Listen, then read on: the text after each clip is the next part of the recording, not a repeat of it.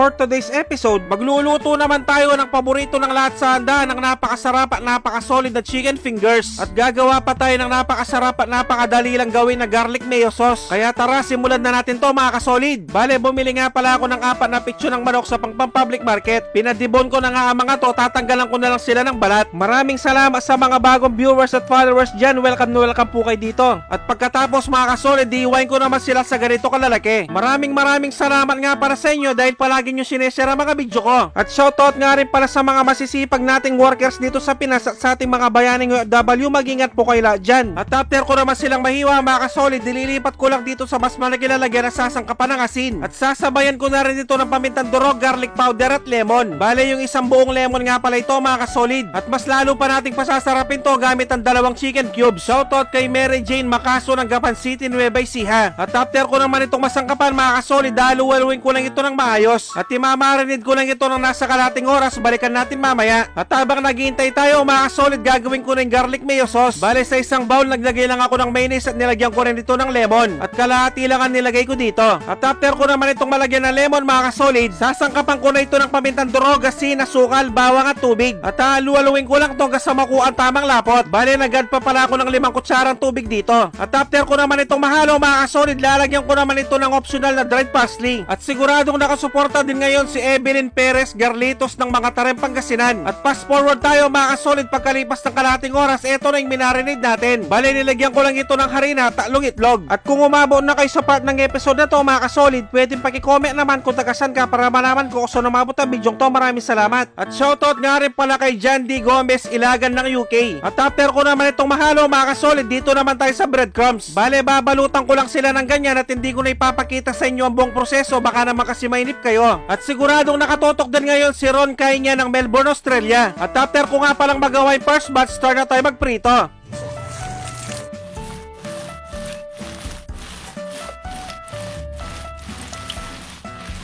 At pagkalipas lamang ng ilang minuto mga kasolid, ito na yung itsura nila. At dahil luto na ang aking napakasarap at napakasolid na chicken fingers, magpi-plating na tayo. At pag-rate naman 1 to 10 ang recipe natin ngayon mga kasolid, maraming salamat. At syempre, dito na tayo sa pinaka-exciting part, ang tikiman time, yun no? Kain po tayo mga kasolid.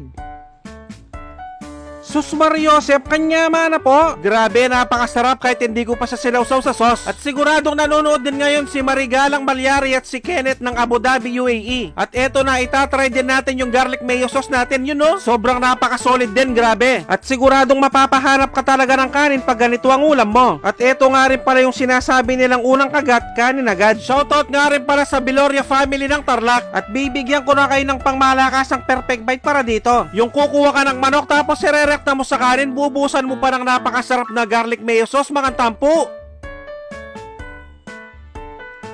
Taksya po na kalasa ng kalasa. At kung tiyempong hating gabi nyo naman napanood to mga kasolid, mag-automatic pansit kanto na lang kayo mga bossing. Dapat yung spicy ha. Maraming salamat sa mga walang sawang sumusuporta at sumusubaybay sa aking mga video. At sa mga walang sawang nagsishare, maraming salamat, napakasolid nyo. Sobrang na-appreciate namin kayo lahat. Magkita-kita ulit tayo next episode. Magluto na kayo ng napakasarap at napakasolid na chicken fingers. Maraming salamat sa panonood. Mag-ingat ang lahat, basta Kapampangan manyaman.